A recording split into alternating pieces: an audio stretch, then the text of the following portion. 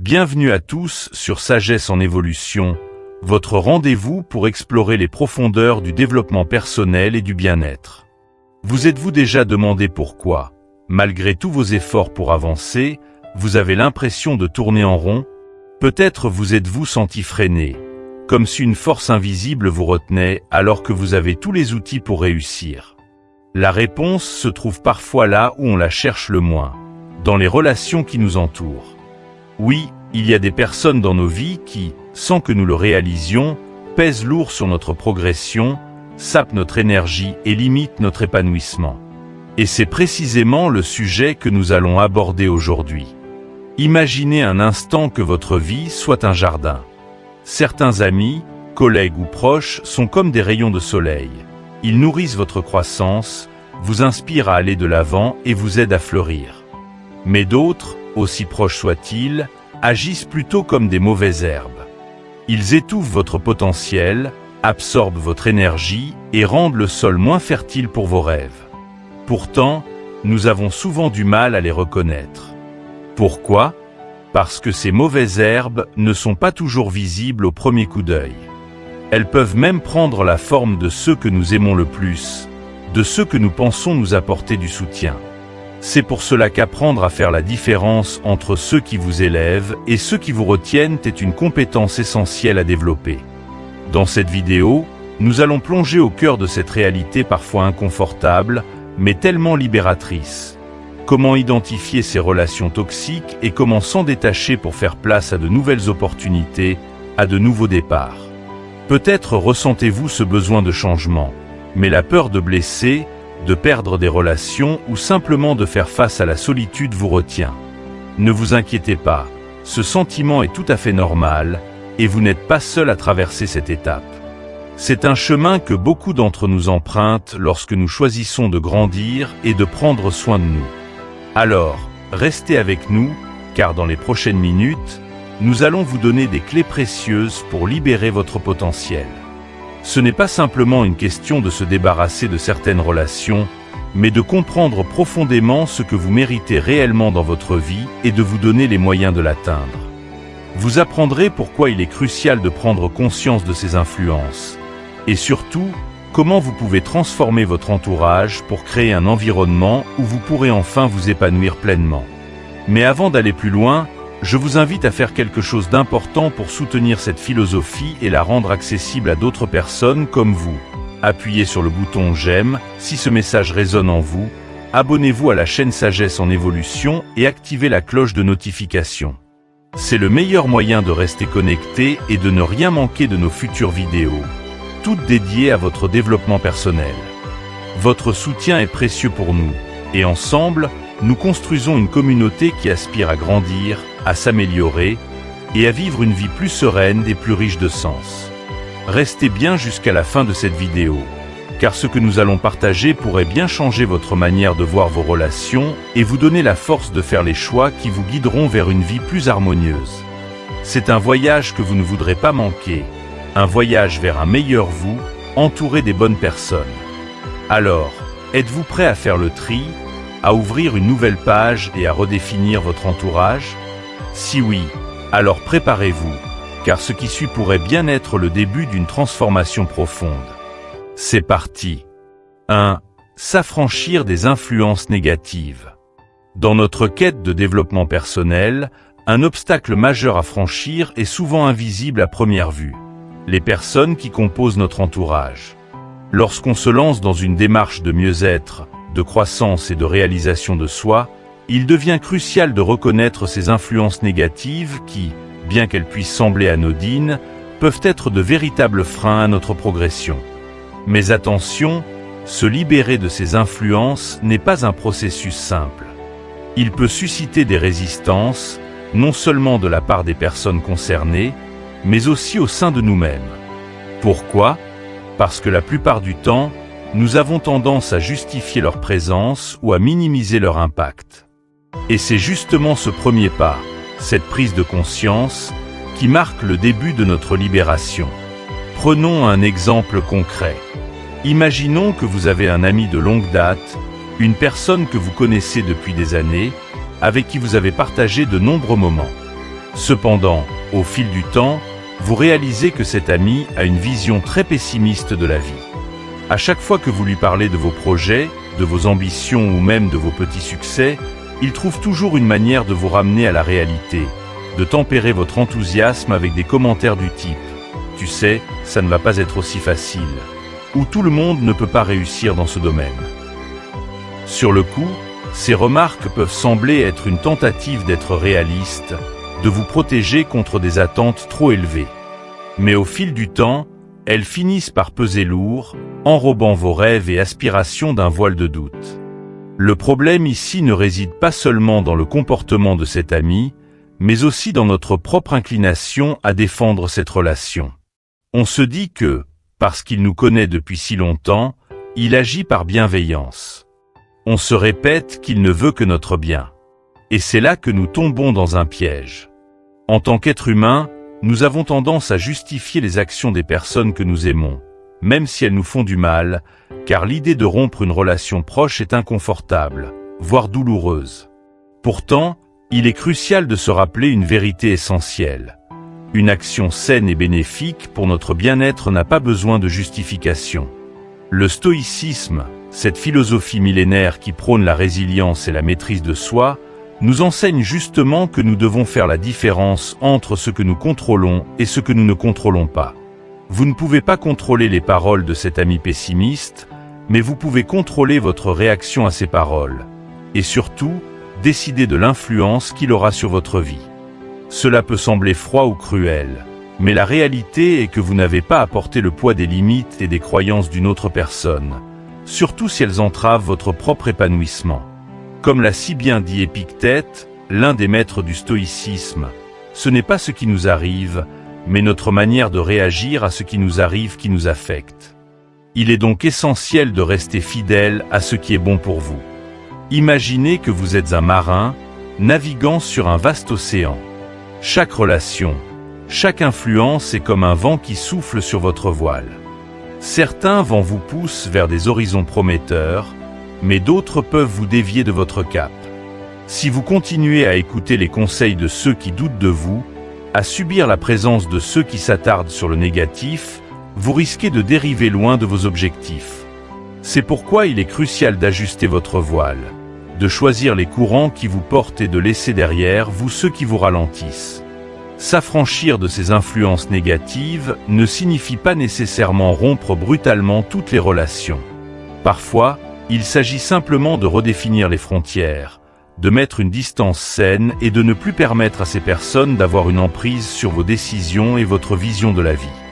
Prenons un autre exemple, celui d'un collègue de travail avec qui vous avez développé une certaine complicité. Au départ, vous aimiez parler de tout et de rien avec lui, partager vos petites frustrations quotidiennes. Mais au fil du temps, vous réalisez que ces conversations tournent toujours autour de la critique. Critique des supérieurs, critique des autres collègues, critique de l'entreprise. Il vous encourage à vous plaindre et à adopter une attitude de victimisation face aux difficultés. Inconsciemment, vous commencez à adopter cette vision, et cela affecte votre propre perception de votre travail. La solution n'est pas nécessairement de couper les ponts, mais plutôt de réduire l'espace que vous accordez à cette personne dans votre esprit. Vous pouvez choisir de limiter les sujets de conversation, d'éviter les discussions négatives et de recentrer votre attention sur vos propres objectifs. De cette manière, vous ne permettez plus à cette influence de vous détourner de votre chemin. C'est un acte de résilience et de préservation de votre propre bien-être. Mais pourquoi est-ce si difficile de prendre de la distance ? Pourquoi ressentons-nous souvent une sorte de culpabilité à l'idée de nous éloigner des relations qui ne nous conviennent plus ? Une grande part de cette résistance vient de la peur de l'inconnu, de la peur de la solitude. Nous craignons que, sans ces personnes, nous nous retrouvions seuls. Pourtant, c'est précisément dans cette solitude que l'on trouve le pouvoir de se redéfinir. Être seul ne signifie pas être isolé. Cela signifie prendre le temps de comprendre qui vous êtes vraiment, sans les voix parasites qui polluent votre esprit. Rappelez-vous, votre bien-être est votre responsabilité. Vous ne pouvez pas changer les autres, mais vous pouvez décider de la place qu'il occupe dans votre vie. Et parfois, cette décision implique de tourner une page pour ouvrir un nouveau chapitre, plus léger, plus aligné avec ce que vous souhaitez devenir. Cela ne veut pas dire que vous devez vous fermer aux autres ou devenir insensible, mais bien au contraire, vous ouvrir à ceux qui partagent vos aspirations, à ceux qui vous encouragent à être la meilleure version de vous-même. En faisant ce choix, vous vous engagez à rester sur une voie productive, une voie qui vous mène vers ce que vous désirez réellement. Oui, cela peut sembler difficile, et il est normal de douter, de se demander si l'on fait le bon choix. Mais c'est en osant se libérer des relations qui ne nous servent plus que l'on crée de l'espace pour de nouvelles rencontres, des relations qui apportent une énergie positive et un soutien sincère. Et c'est sur cette réflexion que nous terminons cette première partie. Se libérer des influences négatives est un acte de courage, mais aussi un acte d'amour envers soi-même.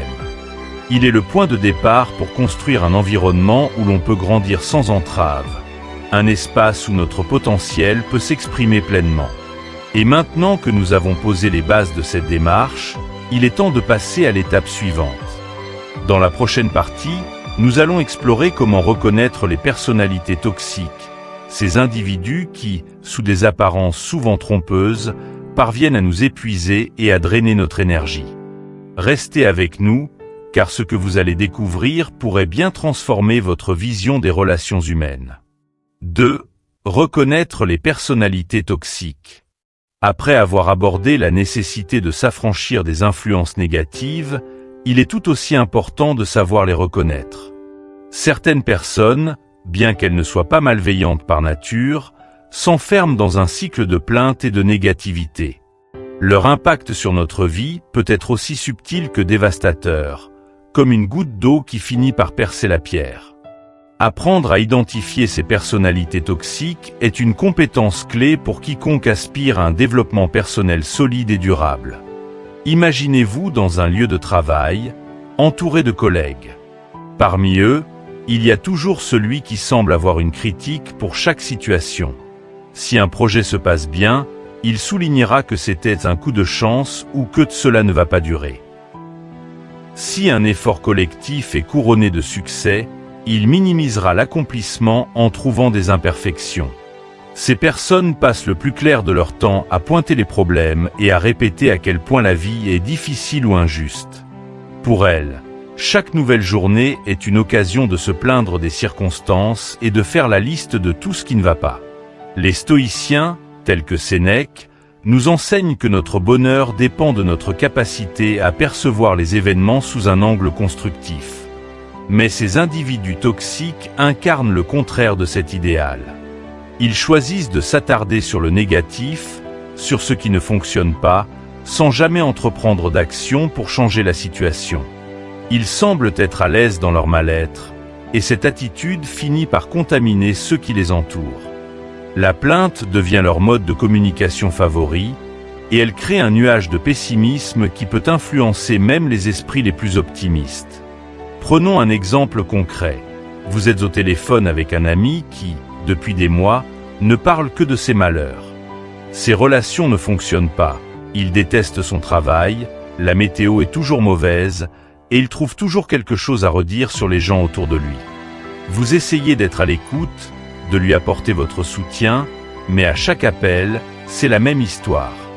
À la fin de chaque conversation, vous vous sentez vidé, épuisé, avec une impression d'avoir porté un fardeau qui n'était pas le vôtre.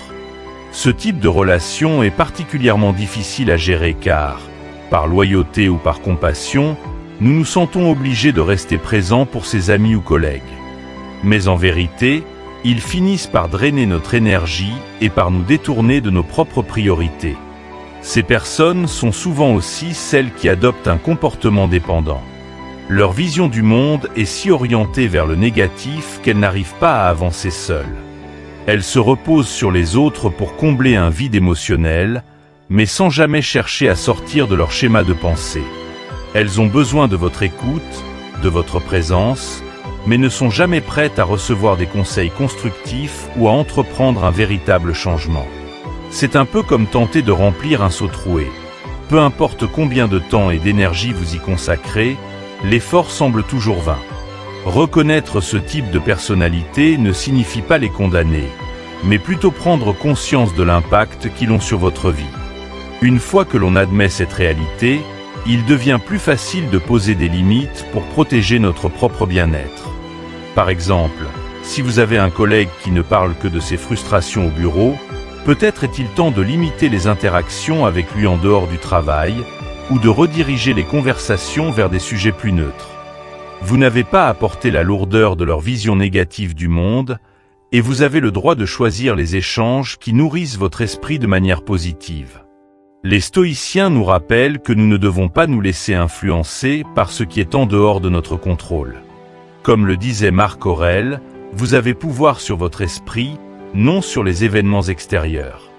Réalisez cela, et vous trouverez la force. Appliqué à nos relations, cela signifie que nous ne pouvons pas changer la mentalité des personnes négatives, mais nous pouvons décider de l'impact qu'elles auront sur nous. Parfois, cela signifie qu'il faut accepter de se distancier de certaines relations, même si cela est difficile, car notre bien-être et notre progression personnelle sont en jeu. Cependant, reconnaître les personnalités toxiques ne signifie pas les étiqueter de manière définitive. Il ne s'agit pas de juger, mais de comprendre que certaines personnes traversent peut-être une période sombre ou font face à des blessures non résolues. Mais rappelez-vous, ce n'est pas à vous de jouer les thérapeutes.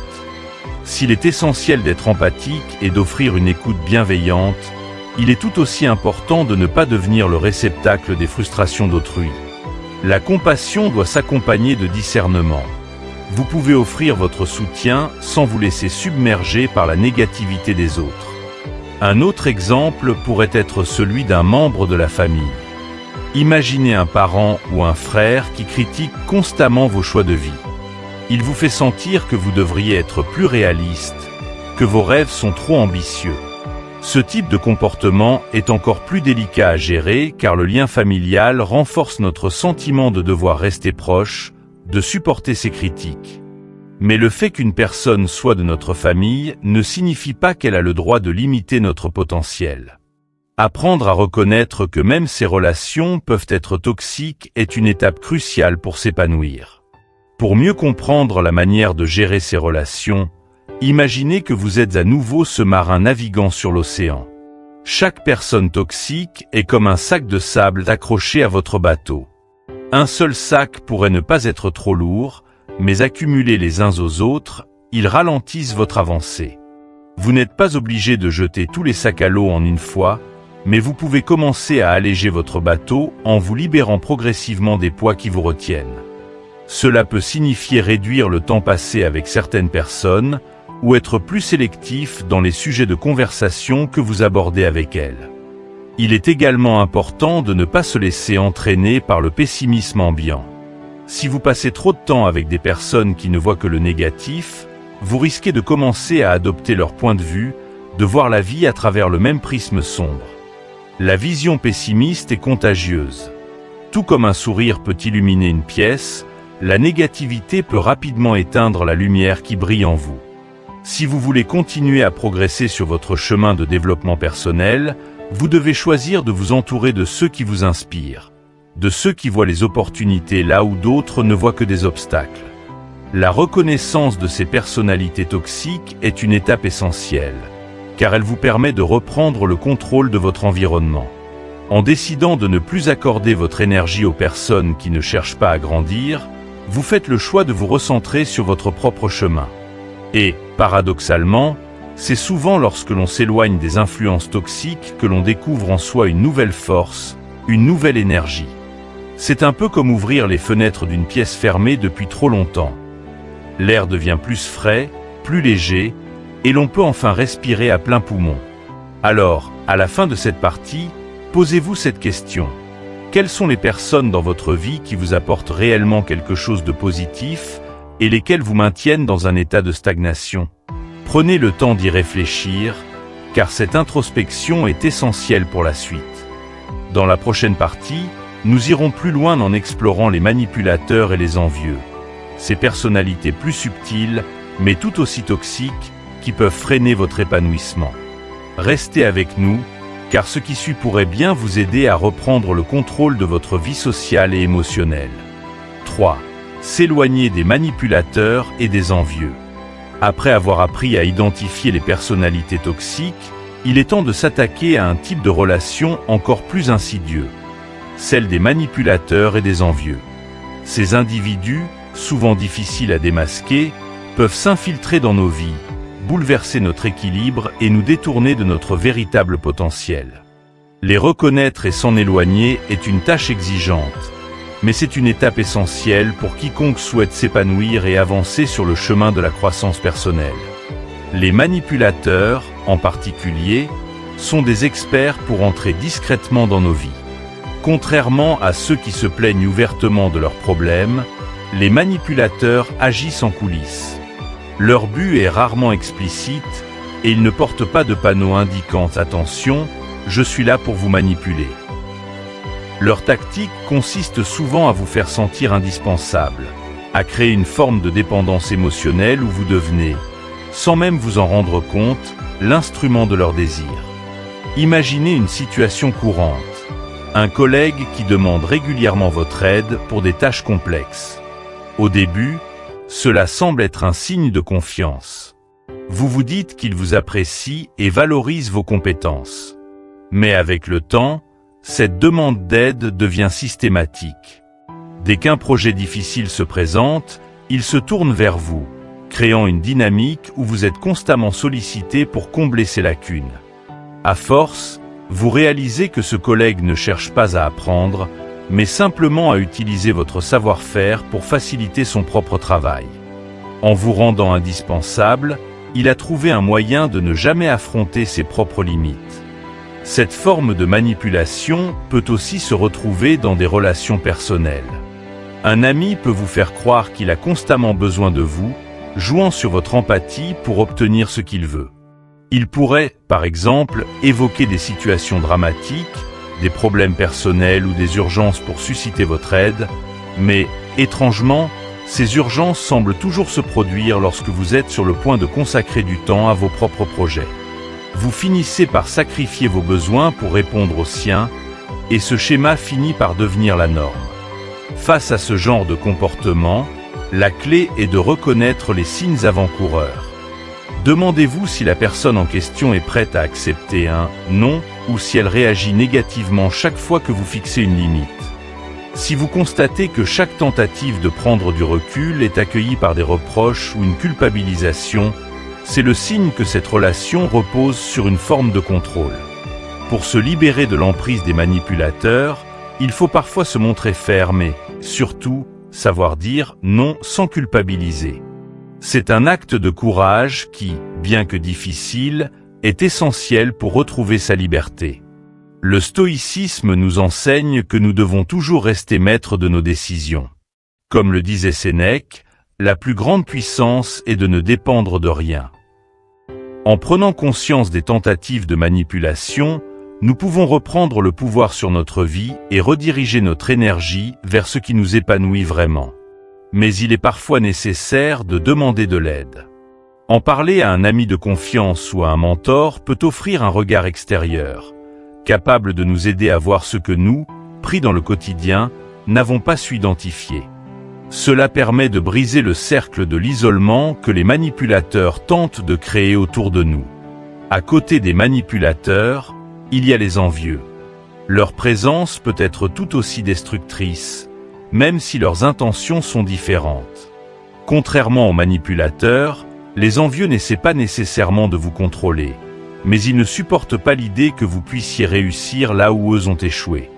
Ils sont incapables de se réjouir de vos succès, et, bien souvent, ils les minimisent ou les attribuent à des coups de chance. Leur jalousie est un poison subtil qui s'infiltre dans vos conversations, dans leurs remarques, et finit par vous faire douter de vous-même. Prenons un exemple courant. Vous partagez avec un ami une bonne nouvelle, comme une promotion ou la réalisation d'un projet qui vous tenait à cœur. Plutôt que de se réjouir pour vous, il vous répond « Ah, tu as eu de la chance, moi je n'ai jamais de telles opportunités. » Ou profitant, mais je suis sûr que ça ne durera pas. Ce genre de remarques, bien qu'elles puissent sembler anodines, crée un doute en vous. Vous commencez à vous demander si votre succès est réellement mérité, et la joie que vous ressentiez s'en trouve atténuée. Les envieux ne sont jamais satisfaits de ce qu'ils possèdent, et cela les empêche de reconnaître les efforts des autres. Leur vision du monde est centrée sur la comparaison constante, et ils pensent que chaque succès que vous obtenez est une réussite qui leur est refusée. Mais le problème, c'est que leur attitude peut finir par déteindre sur vous. À force de fréquenter des personnes qui dénigrent vos réussites, vous risquez de développer une forme de culpabilité à l'idée de progresser, comme si votre propre bonheur venait menacer leur équilibre. Pour se libérer de l'influence des envieux, il est essentiel de prendre conscience que leur ressentiment n'a rien à voir avec vous, mais tout à voir avec leurs propres insécurités. La réussite des autres n'enlève rien à la nôtre, et nous ne devrions pas nous sentir coupables de nous épanouir. Au contraire, votre parcours devrait vous rendre fier, car il est le reflet de vos efforts et de votre persévérance. S'éloigner des envieux ne signifie pas leur en vouloir, mais simplement comprendre que leur négativité n'a pas sa place dans votre vie. Prenons un autre exemple concret. Imaginez que vous avez décidé de vous lancer dans une activité qui vous passionne, comme la création d'une petite entreprise ou la pratique d'un article. Tout se passe bien, vous êtes motivé, et les premiers retours sont positifs. Mais un ami, que vous considérez comme proche, se moque de votre projet, le qualifiant de hobby de rêveur. Au lieu de reconnaître votre audace, il préfère souligner les risques et les possibles échecs. Ce type de comportement est typique de l'envieux. Il préfère rabaisser vos ambitions plutôt que de reconnaître la peur de son propre échec. La meilleure réponse à ce type d'attitude est de rester concentré sur vos objectifs et de ne pas chercher la validation de ceux qui n'ont pas la capacité de célébrer votre succès. Le stoïcisme nous enseigne également à accepter que certaines choses échappent à notre contrôle, comme la réaction des autres face à nos réussites. Cependant, ce que nous pouvons contrôler, c'est notre propre réaction face à cette négativité. Nous devons cultiver l'indifférence à leur jugement et rester ancrés dans la certitude de nos efforts. Comme le disait Épictète, ce qui trouble les hommes, ce ne sont pas les choses, mais les jugements qu'ils portent sur les choses. Appliquer ce principe signifie ne pas laisser les remarques des envieux détruire la confiance que vous avez en vous-même. Pour s'éloigner des manipulateurs et des envieux, il est donc nécessaire de développer une certaine lucidité. Apprenez à repérer les signes de manipulation, ces moments où quelqu'un essaie de vous imposer ses choix. Observez aussi les réactions des envieux, ceux qui sont incapables de se réjouir de vos succès. Il est parfois difficile de prendre ses distances, surtout lorsqu'il s'agit de personnes que nous avons côtoyées depuis longtemps. Mais souvenez-vous, protéger votre bien-être et votre progression n'est pas un acte égoïste, c'est un acte de respect envers vous-même. C'est en posant ces limites que vous pourrez vous entourer de personnes qui vous soutiennent et vous inspirent à devenir la meilleure version de vous-même. Et maintenant, nous arrivons à la fin de cette partie. Nous avons exploré ensemble les comportements des manipulateurs et des envieux, et pourquoi il est crucial de les identifier pour préserver notre bien-être. Mais la route ne s'arrête pas là. Pour continuer à construire un environnement sain, il est tout aussi important de comprendre comment reconnaître et accueillir les relations positives, celles qui nous élèvent réellement. Dans la prochaine partie, nous verrons comment nous entourer des bonnes personnes, celles qui sauront nous inspirer, nous motiver et nous accompagner dans notre quête de succès. Restez avec nous pour découvrir comment transformer votre entourage et vous épanouir pleinement. Cette partie développe en profondeur la thématique des manipulateurs et des envieux, tout en utilisant des exemples concrets pour illustrer les concepts. Elle maintient un ton engageant et une progression logique, et prépare une transition fluide vers la partie suivante pour maintenir l'intérêt du spectateur. 4. L'importance de bien s'entourer. Après avoir identifié les influences négatives, les manipulateurs et les envieux, une question cruciale reste à aborder. Comment s'entourer des bonnes personnes? Celles qui non seulement respectent votre cheminement, mais qui le nourrissent et l'enrichissent. Comprendre l'importance de bien choisir son entourage est une clé pour se développer sereinement, et pour devenir la personne que l'on aspire à être. Le pouvoir des relations positives ne doit pas être sous-estimé. Elles peuvent véritablement changer la trajectoire de notre vie en nous aidant à grandir, à rester motivés et à atteindre nos objectifs. S'entourer de personnes qui nous poussent à nous améliorer ne signifie pas forcément chercher des mentors ou des personnes qui réussissent mieux que nous dans tous les domaines. Cela signifie surtout s'entourer de gens authentiques, sincèrement intéressés par notre bien-être et qui nous inspirent par leur façon d'aborder la vie. Ces personnes-là peuvent être des amis de longue date, des collègues, ou même des membres de votre famille qui ont su trouver un équilibre et qui, par leur attitude, vous encouragent à donner le meilleur de vous-même. Un exemple concret pourrait être celui d'un ami qui, face à vos échecs, ne vous juge pas mais vous encourage à persévérer. Imaginons que vous venez de rater une opportunité professionnelle pour laquelle vous aviez beaucoup travaillé. Cet ami-là ne va pas s'attarder sur les erreurs que vous avez pu commettre ou sur les raisons pour lesquelles cela n'a pas fonctionné. Au lieu de cela, il va vous rappeler toutes les qualités et les compétences que vous avez et vous pousser à essayer à nouveau. Il va vous encourager à tirer des leçons de cette expérience, à ne pas la voir comme un échec, mais comme une étape de votre parcours. C'est ce type de soutien qui peut faire toute la différence. Contrairement à ceux qui nous retiennent dans une dynamique négative, les personnes qui nous élèvent savent faire preuve de pardon et d'indulgence. Elles acceptent nos erreurs, parce qu'elles comprennent que la croissance personnelle passe par les tentatives, les tâtonnements et parfois les échecs. Ce sont elles qui, lorsqu'on trébuche, tendent la main pour nous relever, plutôt que de critiquer nos faiblesses. Elles sont conscientes que personne n'est parfait et que les erreurs font partie intégrante de la vie. En leur présence, nous nous sentons libres d'être nous-mêmes, sans craindre le jugement, et cette liberté est un terreau fertile pour notre développement. À l'inverse, il est important de reconnaître quand quelqu'un dans notre entourage commence à négliger ses propres besoins pour se concentrer sur nous d'une manière qui devient malsaine. Il arrive que certaines personnes se perdent dans une relation parce qu'elles voient en nous un moyen de combler leurs propres manques ou de fuir leurs difficultés personnelles. Prenons l'exemple d'un ami qui ne s'investit plus dans ses projets personnels, mais se concentre exclusivement sur les vôtres, au point de s'oublier lui-même. Cela pourrait, au premier abord, sembler flatteur, mais en réalité, ce genre de dynamique peut devenir lourd à porter et créer une forme de dépendance. À long terme, ce type de relation peut vous amener à vous sentir coupable si vous vous éloignez, ou à vous sentir responsable de son bien-être. Il est donc crucial de savoir poser des limites et de reconnaître que, pour grandir, chacun doit rester responsable de sa propre vie.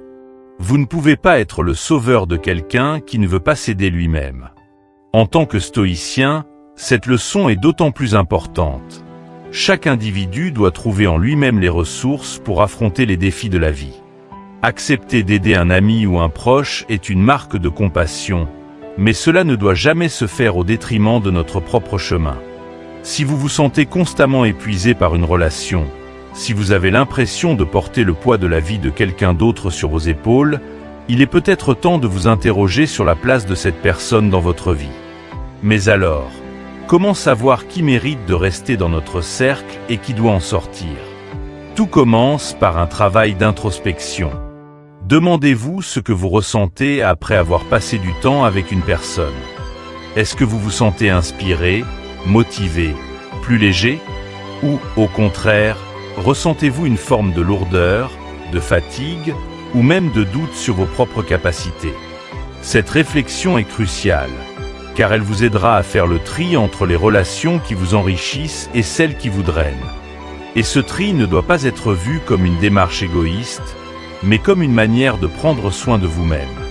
Un bon entourage agit comme un cercle vertueux.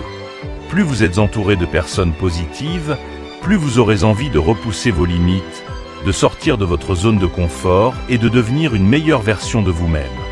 Ces personnes agissent comme des miroirs qui reflètent le meilleur de vous et vous rappellent que vos ambitions ne sont pas déraisonnables. Elles vous montrent que le succès et l'épanouissement ne sont pas des concepts abstraits, mais des réalités accessibles à condition de s'investir pleinement. Elles vous encouragent à continuer, même lorsque le chemin devient difficile. Par exemple, pensez à ces amis qui, à chaque nouvelle étape de votre vie, vous disent « Je crois en toi ». Ils ne cherchent pas à vous dissuader de prendre des risques, mais plutôt à vous rappeler que vous avez tout ce qu'il faut pour réussir. Leur soutien est souvent silencieux, mais inestimable. C'est celui qui vous donne le courage de persister dans un projet entrepreneurial, de vous lancer dans une reconversion professionnelle ou de partir à la découverte de nouveaux horizons. Leur présence devient une sorte de refuge, un lieu où vous savez que vous pouvez être vous-même sans masque, sans crainte. Le stoïcisme nous enseigne aussi l'importance de la gratitude envers ces personnes. Il est facile de prendre pour acquis ceux qui nous soutiennent sans condition. Pourtant, il est essentiel de leur exprimer notre reconnaissance, de leur montrer que leur présence dans notre vie est précieuse. En cultivant cette gratitude, nous renforçons les liens avec les personnes qui comptent vraiment, et nous nourrissons une dynamique positive qui profite à tous. Dire un simple merci à un ami qui a su être présent dans les moments difficiles, c'est renforcer la qualité de cette relation, et c'est une manière de lui rendre un peu de la force qu'il nous a donnée. Enfin, s'entourer des bonnes personnes ne signifie pas seulement se protéger des influences négatives, mais aussi s'ouvrir à de nouvelles rencontres. Cela demande parfois de sortir de notre zone de confort, de faire de la place pour des personnes qui partagent les mêmes valeurs, qui ont la même soif de progression et de découverte. Vous pourriez par exemple rejoindre des groupes de passionnés, participer à des conférences, ou simplement élargir votre cercle en rencontrant des personnes qui partagent vos centres d'intérêt. Ces nouvelles relations peuvent enrichir votre vision du monde et vous offrir des perspectives que vous n'aviez pas envisagées auparavant. Il est vrai que prendre le temps de bâtir un réseau positif demande un effort, mais c'est un investissement sur le long terme. Ces personnes seront là pour vous inspirer, pour vous rappeler, dans les moments de doute, que vos efforts finissent toujours par porter leurs fruits.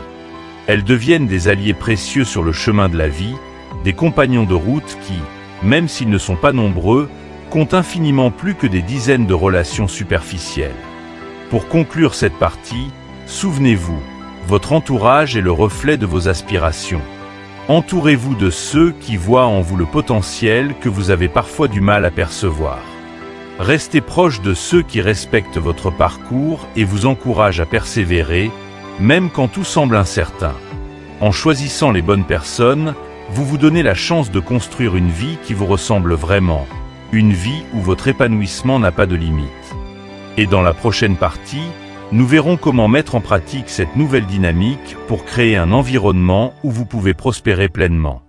Restez avec nous pour découvrir ces astuces et conseils qui feront de votre entourage un véritable moteur de réussite. En conclusion, il est essentiel de comprendre que notre entourage peut avoir un impact profond sur notre bien-être, notre progression et même sur la façon dont nous voyons le monde. Chaque relation que nous entretenons agit comme un miroir, reflétant soit notre potentiel, soit nos peurs et nos limitations.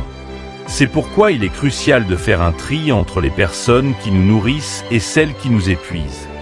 Cette démarche demande du courage, car il est souvent plus facile de rester dans une zone de confort, même si elle est peu bénéfique. Mais rappelez-vous que chaque jour passé avec des personnes qui drainent votre énergie est un jour où vous vous éloignez un peu plus de votre propre épanouissement. Les plaintifs, les manipulateurs, les envieux ou les personnes négatives ont une capacité à freiner notre progression de manière parfois imperceptible. Leurs paroles, leurs comportements et leurs attentes peuvent subtilement nous influencer, créer des doutes et nous faire perdre de vue nos objectifs. C'est pourquoi la première étape vers une vie plus harmonieuse consiste à savoir reconnaître ces profils, à identifier ceux qui, consciemment ou non, freinent notre ascension. Loin d'être un acte de froideur ou d'égoïsme, prendre ses distances avec ces individus est un acte de respect envers soi-même. C'est reconnaître que vous méritez de vivre dans un environnement qui valorise votre bien-être et vos ambitions. Il est aussi important de se rappeler que cette démarche n'est pas une fin en soi, mais plutôt un processus continu. Tout au long de notre vie, de nouvelles personnes entreront dans notre cercle, tandis que d'autres s'en éloigneront. Chaque relation est une opportunité de croissance ou de remise en question. Et si certains départs peuvent sembler douloureux, il laisse aussi de la place pour de nouvelles rencontres, pour des personnes qui vous élèveront et vous inspireront à aller encore plus loin. L'entourage idéal n'est pas nécessairement constitué de personnes parfaites, mais de celles qui, par leur attitude et leur présence, vous encouragent à devenir la meilleure version de vous-même.